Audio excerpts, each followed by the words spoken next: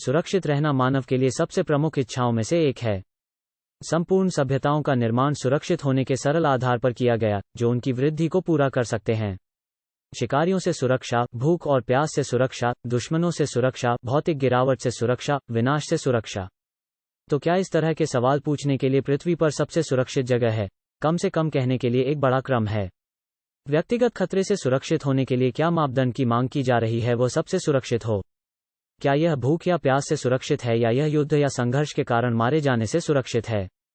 यह एक बहुत ही बोझिल करने वाला सवाल है, लेकिन हम इसे अपना सर्वश्रेष्ठ शॉट देने जा रहे हैं। हमारा मानना है कि यह अंटार्कटिका हो सकता है।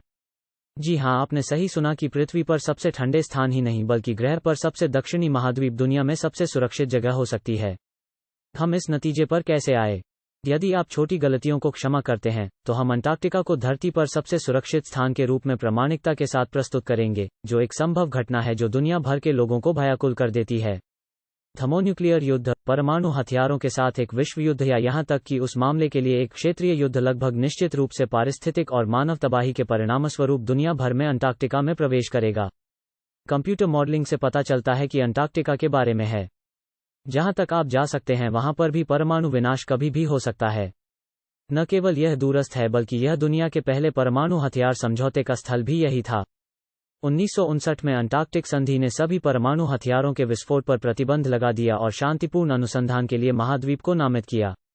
यह अपने उत्तरी समकक्ष के आर्कटिक सर्कल के रास्ते के विपरीत है। न केवल उत्तरी ध्रुव, संयुक्त राज्य अमेरिका और रूस जैसे परमाणु ऊर्जा घरों के करीब है, बल्कि यह पहले से ही परमाणु हथियारों के लिए हॉटस्पॉट के रूप में इस्तेमाल किया गया है, जो कि परियोजना के लिए आभार के रूप में इस्तेमाल किया गया था। 1966 में शीत युद्ध के दौरान आर्कटिक सर्कल के भीतर बहुत बड़ी अमेरिकी परमाणु सुविधा को दफन कर दिया गया था, इसलिए आर्कटिक सर्कल पहले ही अपसर्जित जहरीले कचरे और रेडियोएक्टिव कूलेंट से लड़ चुका है।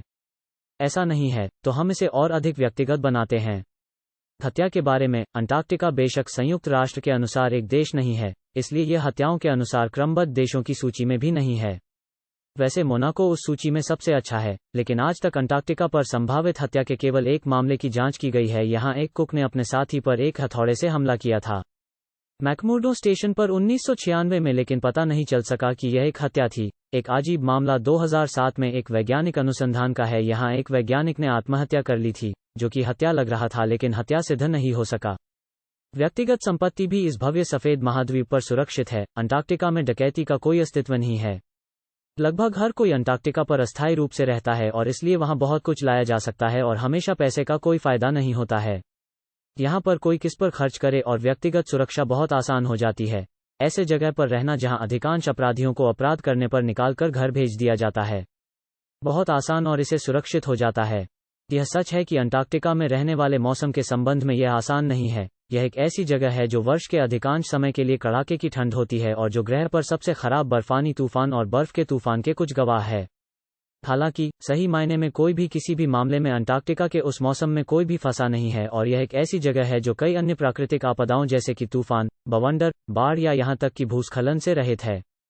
इसलिए भीषण ठंड के अलावा इसकी जलवायु उतनी खतरनाक नहीं है जितनी पहले लगती थी।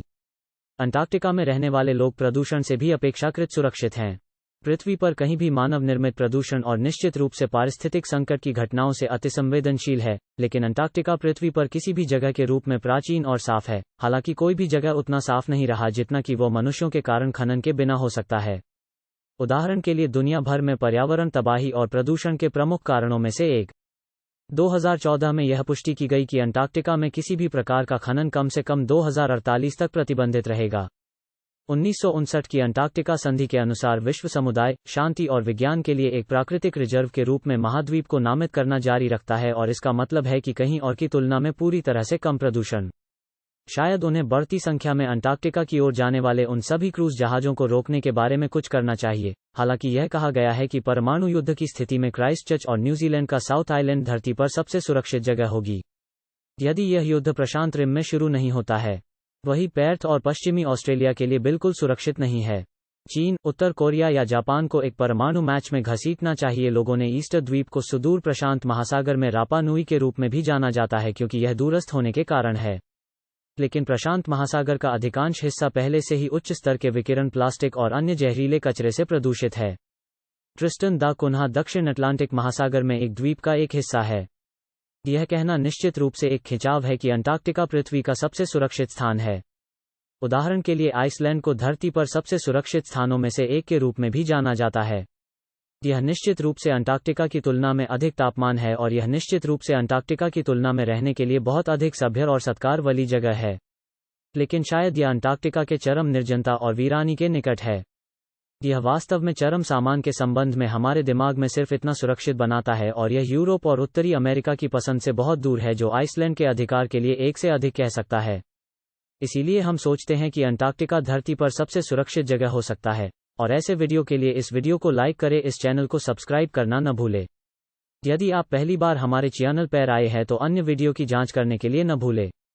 देखने और सीखने के लिए बहुत बहुत धन्यवाद।